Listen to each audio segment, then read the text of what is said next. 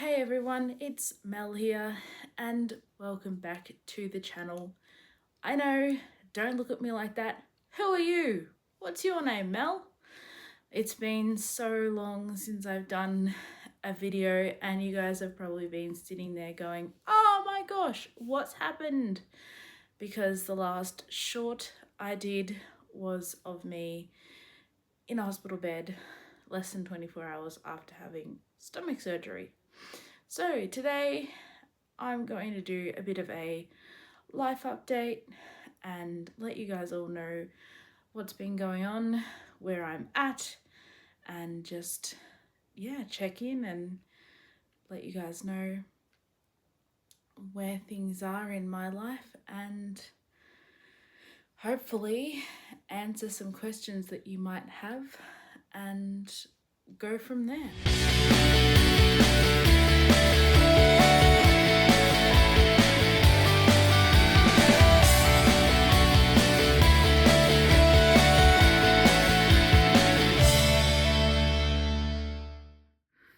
So on the 30th of July, I was taken by ambulance to Bendigo Hospital, which is an hour north of Kyneton, because I had some pretty extreme lower right stomach pain. I already knew that I had an ovarian cyst because we'd been monitoring it and it had caused pain before.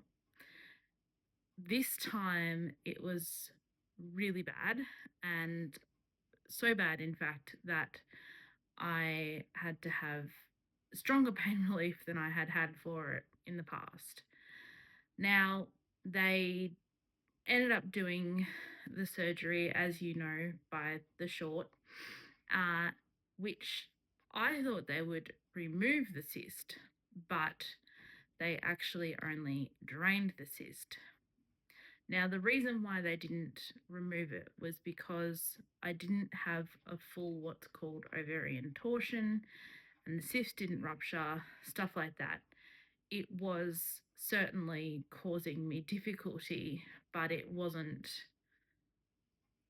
as difficult as it could have been. So that was on Tuesday, the 30th of July. I was discharged from hospital on the Friday, and I came home, packed up, and went and spent a couple of weeks with my mum and dad in their house, which is only about 1.5 kilometres away from where I am. So on the Saturday afternoon, the day after I got home from hospital, I started feeling really awful.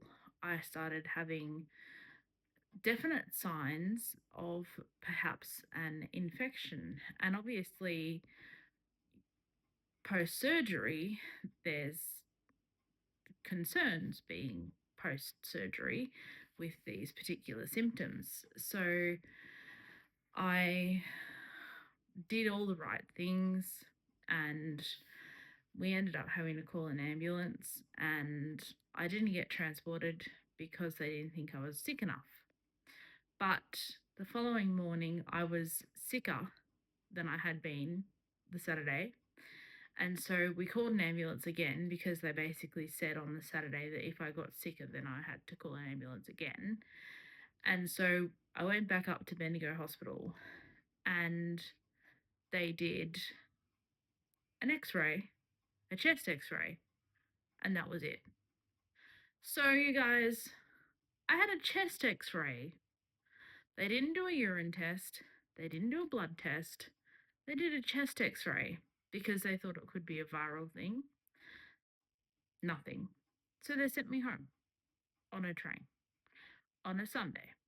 Luckily, I had some friends who were able to help me out. So that was fun. Anyway, I had over the next week and a half, all the blood tests, all the urine tests, all sorts of fun things. I had both internal and external ultrasounds. If you know, you know. I had CT scans. I had, blood tests. It was great fun. And they came back with nothing. Well, not fully nothing. The only thing that they came back with was liver and kidney changes, but eventually they slowly improved as well. So I was really, really crook, and I can actually hardly remember that 2 weeks that I was at mum and dad's. And then, joy of joys, on the 18th of August, something that I had been waiting for a while and that we had worked on before I got sick, an article featuring yours truly came out on National 9 News, 9 News Melbourne, which is my favourite news.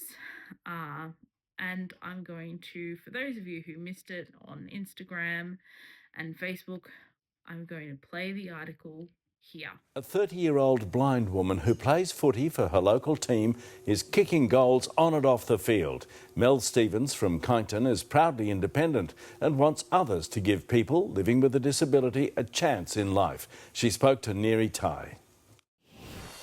1, 2, 3, Tigers! There's no mistaking the passion of the Kyneton Tigers here at midweek training with the disability team. Oh no! Oh, it went through! Mel Stevens has been playing footy for 2 years. You ready? I'm ready. Nice! Being vision impaired, she admits she's sometimes afraid of the ball, but there's no better feeling of being free. It's pretty exhilarating for a blind person to be able to jog or run on an open space. This country girl is living her teenage dream. Just being able to be involved in our local club is pretty amazing for me because it was something I always wanted to do. Born and bred in Kyneton, Mel is third-generation blind, navigating through life with the help of her guide dog, Penelope. Straight to the curb. Oh, good girl. What happened there was she saw that car that was turning and she stopped because she knew it wasn't safe to keep going. Living alone, the 30-year-old is proudly independent and leans a lot on technology. I have the apps and the gadgets and all sorts of weird and wonderful things going on. Being so tech savvy, she documents her many adventures on Instagram and YouTube. A few of you said you wanted more cooking videos and more day in the life content. From playing blind table tennis to rescuing neglected horses like Maggie and even hitting the racetrack. Don't forget to check your mirrors.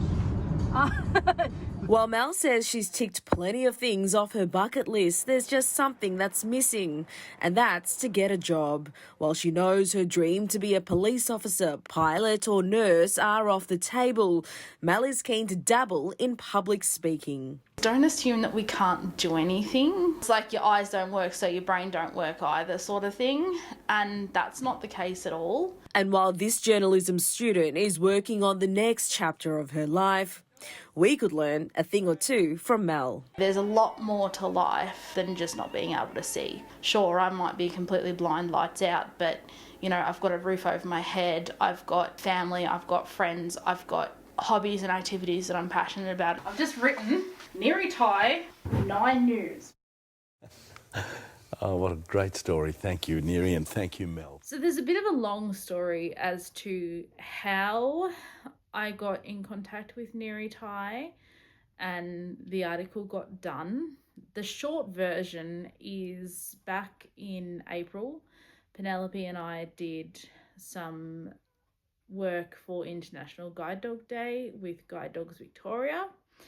And of course, because it was International Guide Dog Day, the media were in attendance at the event that Penelope and I were speaking at. And Neri was the journalist who Channel 9 sent. And when we spoke and she learnt a little bit about my story, she really quite enjoyed my story and found it quite interesting and engaging and wanted to learn more about me and stuff. And she decided that she wanted to do an article just on me. So I found that pretty amazing. The filming day we did in early July, just before the Olympics. Then, of course, we had to wait for after the Olympics to be able to play the article on the news. But it was an amazing experience. I'm never going to be able to thank Neri enough for the article and what she did. So that actually came out the day after I came home from mum and dad's. And then I just spent the next few weeks recovering, still trying to get myself back in order. Meanwhile, I was feeding the horses just on round bales, and they were just having a good time turning themselves into brown mud monsters. I think you guys are aware, but for those of you who are not, I have recently got a second horse. I've been looking for a needle in a haystack, really, for a riding horse. And in May, we found a Connemara mare who we have named Abby. She stands at 14 hands. She's a schoolmaster. She's an amazing little horse, and she's what I'm going to ride. I will be doing a video talking just about her and riding and the processes with all of that in the future, so keep your eye out for that. Of course, there's been so many delays with that, with my health, but that's been good because she's had to gain a bit of weight. So she's been eating herself stupid, and of course, being a grey, you guys know, if you know, owners of grey horses, they love rolling. Those of you who are blind or have low vision, when a person says a grey horse, they actually mean a white horse. So it's like pure white, and every little speck of dirt just shows up. So yeah, she's currently, I brushed her yesterday. She was brown and white before I brushed her. She was a little less brown and white after I brushed her, but I think it was supposed to rain last night, so she's probably brown and white again. So that's that, and my health is definitely back to normal now. I'm going to obviously always have problems with my polycystic ovarian syndrome, which is definitely a challenge, but it's something that I have to deal with. I'm going out to the stables every day again. I've got some exciting stuff coming up in the mobility field. I've got plenty of things happening. I'm hoping to be able to take you guys along as much as I can. Also, this week is my 5th year anniversary of having Penelope, you guys. Can you believe that? I've had my second guide dog, Penelope, for 5 years. You will have already seen the post on Instagram, Facebook, and maybe even here on YouTube before you see this video. So yeah, 5 years with Penelope this year, and 12 years at the end of this month since I got my first guide dog, Darcy, who passed away 3 years ago. So it's unbelievable. Anyway, that's just a quick little catch up to let you guys know where I'm at. I'm better.